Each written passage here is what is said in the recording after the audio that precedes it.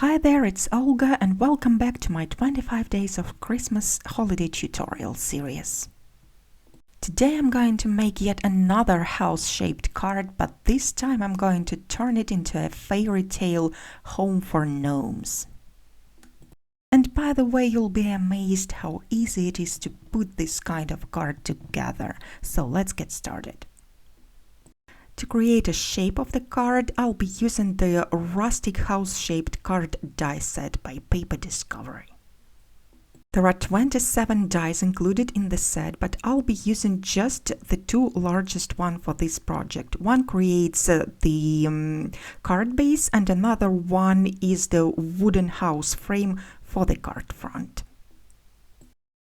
So to finish off the card base, I'm folding this shape along the crease line that is created by the die, and here it is ready to go.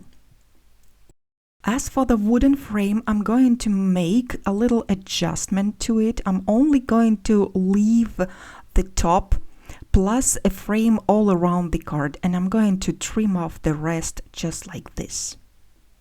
I've die cut this shape 3 times out of craft cardstock, and I'm going to trim down all 3 shapes exactly the same way. Then I'm going to stick down all 3 die cuts one on top of another using the liquid glue. I'm also using some large acrylic blocks to hold the die cuts down. Before I attach this frame onto the card base, I'm going to add just a little bit of color to it. So I'm placing the card base onto a craft mat, and I'm just going to take my distress ink. This color is Scattered Straw, and I'm swiping the pad across the card base just lightly without applying any pressure, and it's going to leave these stripes. It's a really quick and simple way to create a distressed rustic look. And then I'm going to apply some glue onto the wooden frame, and I'm sticking it down onto the card base, and it matches just perfectly. As always, all the tools and supplies that I'm using are listed down below in the description box, as well as on my blog.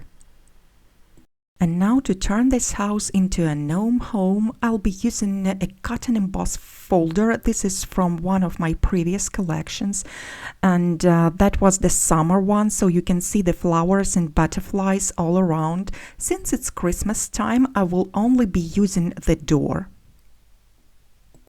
So I'm placing a piece of craft paper inside the folder, running it through the die cutting machine, and since there are actual dies incorporated in the folder, you can see some areas cut.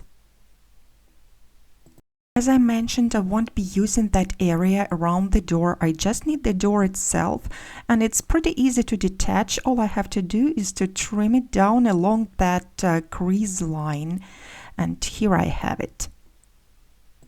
And before I attach the door onto the card, I'm going to use the same technique as I used on the background to add some color to it. So I'm placing the door onto the mat, and again I'm swiping the ink pad across the door, and the color I'm using this time is ground espresso. This is a very simple way to add the wood texture to the piece of paper.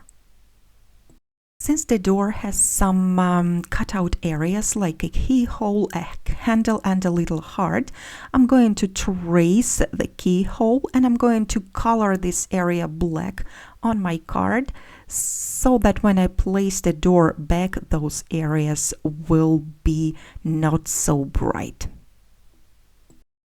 Then I'm flipping over the door and applying some double-sided tape at the wrong side of it, and then I can stick it down onto my card front.